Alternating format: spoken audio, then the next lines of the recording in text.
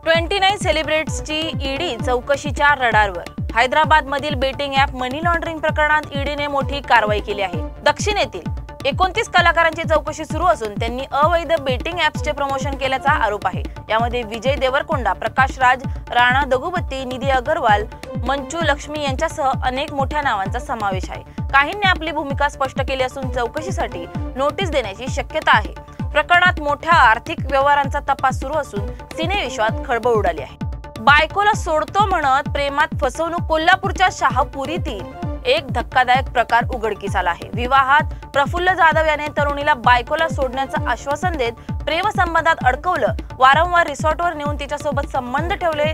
यातून ती गर्भवती राहिली। मात्र 3 महिन्यांनी गर्भावस्थेची माहिती दिल्यावर प्रफुल्लने शिवीगाळ व धमकी दिली। घाबरून तरुणीने शाहूपुरी पोलीस ठाण्यात लैंगिक छळाची तक्रार दाखल केली असून आरोपी सध्या फरार आहे।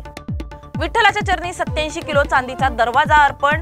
गुरुपौर्णिमेनिमित्त अहिल्यानगरचे शिष्य अतुल पारख आणि गणे आव्हाड यांनी गुरु आदिनाथ महाराजांच्या आदेशाने विठ्ठलाच्या गाभाऱ्यात 87 किलो वजनाचा तब्बल 1 कोटींचा चांदीचा दरवाजा अर्पण केला। राजस्थानातून खास बनवलेला हा दरवाजा आज भाविकांच्या उपस्थितीत बसवण्यात आला। गुरु शिष्य भक्तीचे हे उदाहरण पंढरपुरात भाविकांच्या चर्चेचा विषय ठरले। जैन मंदिर तोडक कारवाई योग्यच। विलेपार्लेतील पार्श्वनाथ दिगंबर जैन मंदिरावर बीएमसीने केलेली तोडक कारवाई वैध असल्याचा निर्वाळा मुंबई उच्च न्यायालयाने दिला आहे। त्यानंतर म्युनिसिपल इंजिनियर्स असोसिएशन आक्रमक झाले असून त्यांच्या अध्यक्ष रमेश भुतेकर देशमुख यांनी थेट मंत्री मंगल प्रभात लोढा यांची मंत्रिमंडळातून हकालपट्टी आणि आमदारकी रद्द करण्याची मागणी केली आहे। आता मंदिर ट्रस्ट सर्वोच्च न्यायालयात जाणार का आणि लोढांच्या राजकीय भवितव्यावर काय परिणाम होणार? सरकार मारहाणीच्या बाजूने। आमदार संजय गायकवाड यांनी कॅन्टीन कर्मचाऱ्याला मारहाण केल्याचा व्हिडिओ व्हायरल झाल्यानंतरही अद्याप गुन्हा दाखल न झाल्याने रोहित पवार आक्रमक झाले आहेत। सरकार आणि नेते गायकवाडांच्या पाठीशी उभे आहेत का असा आरोप करत त्यांनी सरकारवर संताप व्यक्त केला आहे। मुख्यमंत्री देवेंद्र फडणवीस खोटं बोलतात। टप्पा अनुदानाबाबतही शिक्षकी आंदोलनासंदर्भात टीका केली। सगळीकडेच भ्रष्टाचार सुरू आहे असं म्हणत त्यांनी यशवंतराव होळकर योजनेतील गैरव्यवहारांवरही बोट ठेवलं। पाय कॅमेराचं इन्स्टा कट कारस्थान, युवक अटकेत। बेंगळुरूमध्ये महिलांचे व्हिडिओ आणि फोटो त्यांच्या परवानगीशिवाय इंस्टाग्रामवर टाकणाऱ्या 26 वर्षीय गुरदीप सिंगला अटक करण्यात आली असून हॉटेल मॅनेजमेंटचा पदवीधर असलेल्या गुरदीपने चर्च स्ट्रीटसह अनेक भागात महिलांचे गुपचूप रेकॉर्डिंग केलं होतं। एका महिलेच्या पोस्टनंतर हा प्रकार उघडकीस आला।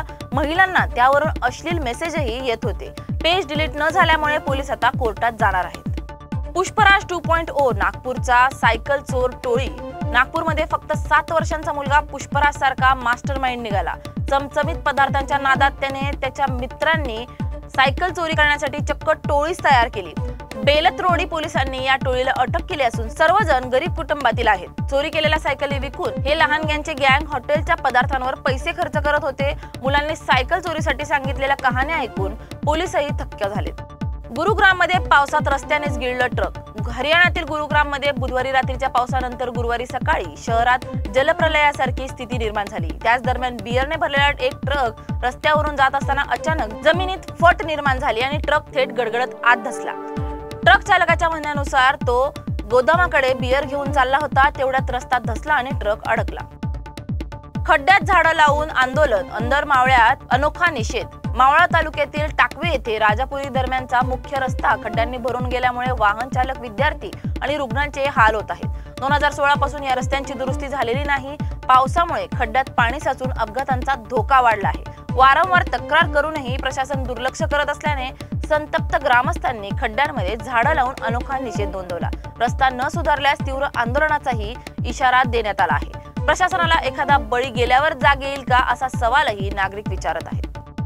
कोणत्याही तडजोडीला तयार। स्थानिक स्वराज्य संस्थांच्या निवडणुकांच्या पार्श्वभूमीवर एमआयएमचे प्रदेशाध्यक्ष इम्तियाज जलील यांनी महाविकास आघाडीसोबत युतीसाठी पुन्हा प्रस्ताव दिला असून भाजपला सत्तेतून हटवण्यासाठी कोणतीही तडजोड स्वीकारू असा निर्वाळा त्यांनी दिला। मात्र ठाकरे गटाच्या हिंदुत्ववादी भूमिकेमुळे युतीवर पेच निर्माण होण्याची शक्यता आहे।